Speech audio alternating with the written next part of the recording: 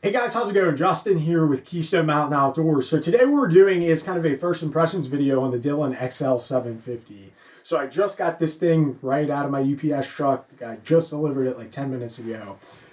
My plan is I'm going to get this thing all set up. We're going to kind of run it a little bit. I wanted to give you guys my first impressions. I was going to do a setup video, but there's a lot that goes into that, and there's already two really great setup videos for the XL750. Ultimate Reloader has one, and Dillon themselves made one that's really cool and really good. So I'm just going to leave that to those guys. I'm just going to give you guys a first impressions video, and I'm sure we'll be doing more videos on the XL750 because this is going to be my main press moving forward.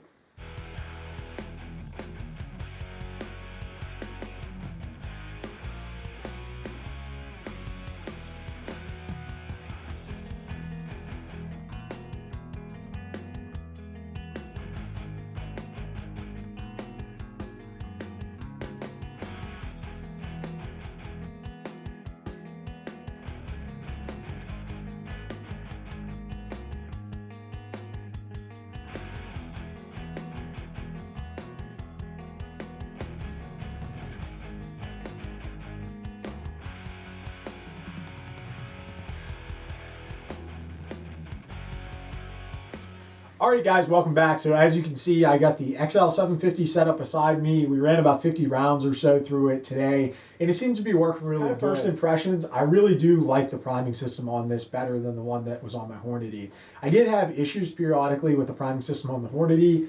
I guess time will tell whether I have issues with this one or not, but I'm optimistic that it's going to be pretty good. But what I really do like about this one is the force it takes to set the primer.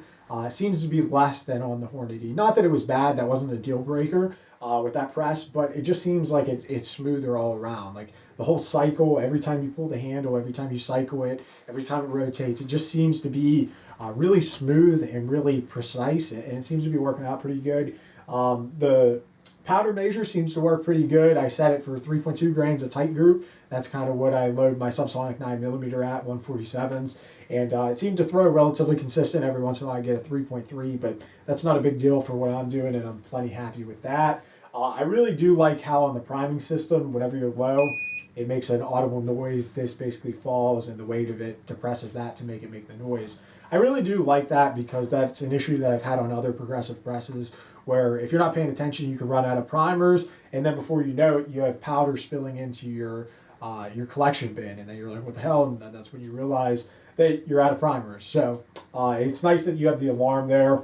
I had this set up for 9mm, if I haven't already said, and I am running the Hornady powder caught die. I already had this one here, so that's why I set it up, and I'm running it. It just gives you a visual check to check your powder to make sure it's good, but I still do look in before I seat my bullet.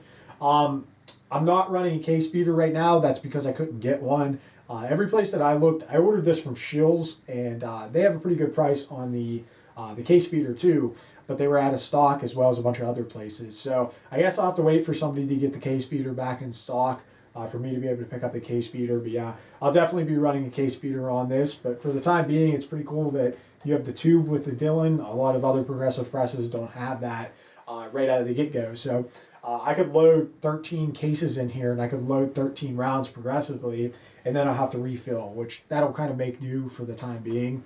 And yeah, seems to be working pretty good. I am running Dillon dies. I've had these dies for a while. Usually I run a Lee factory crimp die, but I figured Dillon press, Dillon dies, might as well just run the Dillon taper crimp die and see how it goes. So yeah, I am running that. I don't know if I'll go back to the factory crimp die or leave it. I guess time will tell there.